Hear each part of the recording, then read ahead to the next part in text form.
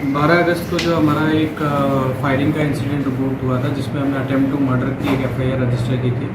उसमें अभी तक 25 अरेस्ट हमने किए थे। उसमें से अभी 3 जो हमारे मेन एक्यूज थे वो आज सरेंडर किया है, तो उनकी अरेस्ट फॉर्मेलिटीज़ के लिए हम उनको भेज वैली, अमोग और प्रकाश वो ही surrendered them for investigating purpose.